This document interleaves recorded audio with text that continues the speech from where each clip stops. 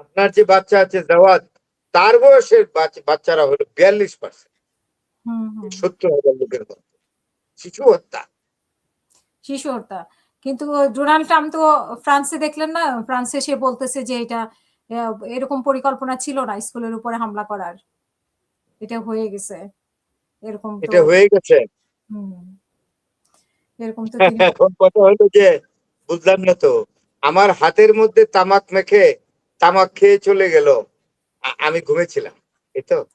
সেটাই বাচ্চাদের তোমার উপর সরকার অ্যাটাক করছে, তোমার এয়ারফোর্স অ্যাটাক করছে, তোমার এয়ারফোর্স অ্যাটাক করছে, তুমি বুঝতে পারো নাই।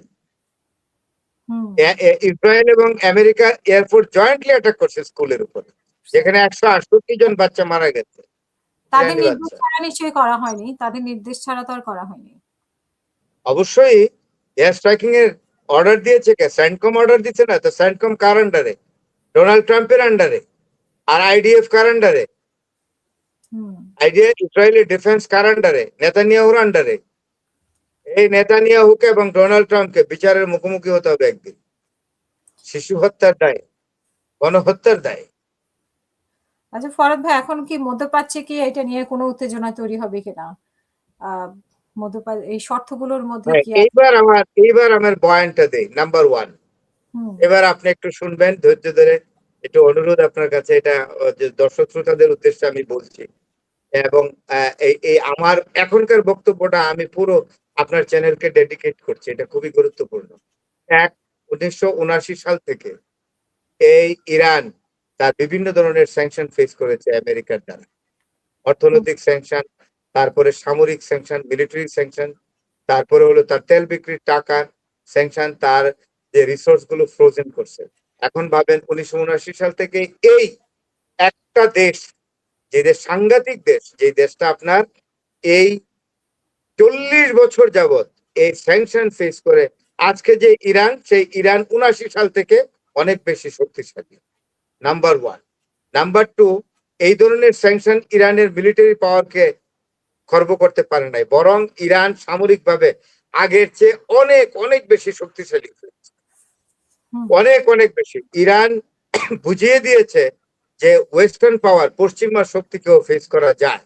ইরান এশিয়ার একটি অন্যতম দেশে পরিণত হয়েছে, যেই দেশটি সারা পৃথিবীকে বুঝিয়ে দিয়েছে এশিয়ার একটি দেশও আমেরিকার মতো এবং ইসরায়েলের মতো অত্যন্ত সামরিকভাবে শক্তিধর দেশকে মোকাবেলা করতে পেরেছে এবং তাদেরকে বাধ্য করেছে, এক ধরনের পরাজিত করেছে তাদেরকে।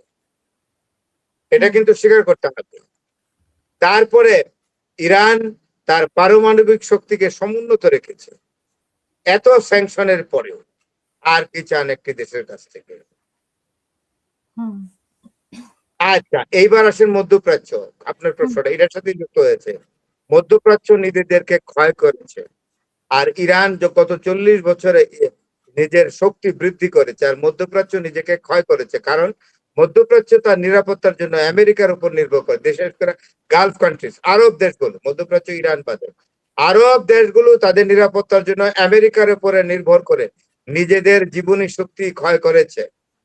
আরব বিশ্বের দেশগুলো অর্থাৎ গালফ কান্ট্রিদের দেশগুলো দেখেছে কিভাবে তাদের দেশের শাসকরা তাদের নিরাপত্তা দিতে পারে না, নিরাপত্তার জন্য আমেরিকাকে ডেকে আনে, নিজেদের সম্পদ আমেরিকার হাতে বিলিয়ে দিয়ে নিরাপত্তা নিশ্চিত করে। ওই আরব দেশের জনগণরাই দেখেছে ইরান কিভাবে নিজেদের শক্তিতে বলিয়ান হয়েছে। এটা দুই জিনিস। এবং সবচেয়ে বড় কথা, আগে সুন্নিরা মুসলিম ওয়ার্ল্ড কন্ট্রোল করত, বর্তমানে এই যুদ্ধের পরে শিয়ারা এখন নিয়ন্ত্রণে এসেছে। এবং আরব বিশ্বের সুন্নিরা দেখেছে যে ইরানের শিয়ারা কতটা শক্তিশালী, কতটা জাতীয়তাবোধে উদ্বুদ্ধ এবং জাতীয়ভাবে কতটা তারা অত্যন্ত ইউনাইটেড। এই জিনিসগুলো তৈরি হয়েছে। আমরা আজকে দেখলাম যে ইরানের প্রেসিডেন্ট পেজেশকিয়ান উনি আবার কাতারের আমিরের সাথে ফোন করেছেন এই সব আঞ্চলিক উত্তেজনার জন্য। তো ফোনে কি হয়েছে সেটা অবশ্য টেলিফোনে আঞ্চলিক স্থিতিশীলতা এবং কূটনৈতিক উদ্যোগ পুরো বিস্তারিত বলেনি অবশ্য। গুরুত্বপূর্ণ এই ধরনের উদ্যোগ মধ্যপ্রাচ্য বিশ্বব্যাপী। যাই হোক, এগুলো নিয়ে বিস্তারিত আলোচনা আসে নাই, বাট ফোনে কথা বলেছেন শান্তির ব্যাপারে।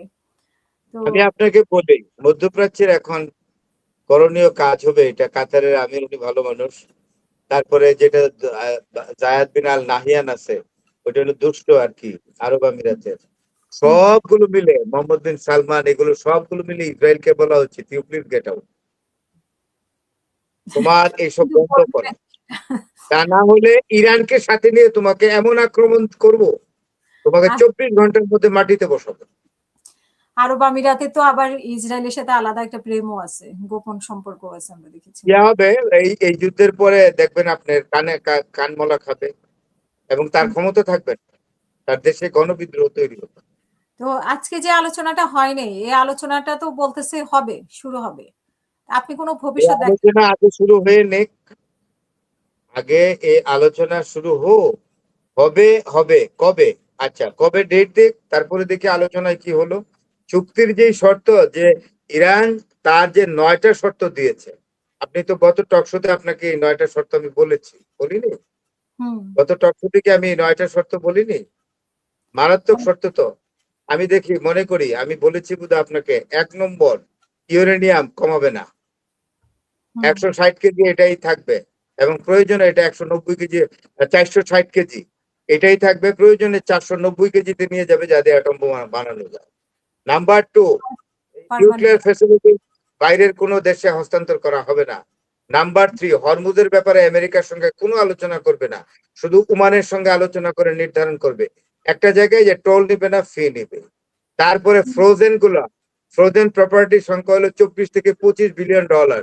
এগুলো অবিলম্বে সিগনেচারের আগে পরিশোধ করতে হবে, সিগনেচারের আগে পরিশোধ করতে হবে, একদম বলে দিয়েছে। আবার বলেছে যে ইরানের এই যে সামরিক সক্ষমতা, যেটা আইআরজিসির উপরে কোনো কথা বলা চলবে না, 1 নম্বর। 2 নম্বর হলো ইরানের ড্রোন এবং মিসাইল গুলো, যে ফ্যাক্টরি গুলো আছে, এগুলোর সক্ষমতা কমিয়ে আনা চলবে না। ইরানের উপর ফার্দার কোনো বড় ধরনের আক্রমণ করা চলবে না, এই তো বলে দিলাম। মানবে কি আমেরিকা? পারবে না। তো এখানে আমার দেখা মনে যায় হচ্ছে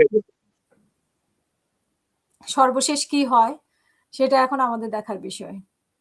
হ্যাঁ, সর্বশেষ আমি আমি আমি বিশ্ববাসীর কাছে বলতে চাই, I'd like to make an appeal to the international community, so I am using global language, that the global community come forward to settling this matter with a very peaceful situation where every citizen of the world would enjoy exactly peace and tranquility.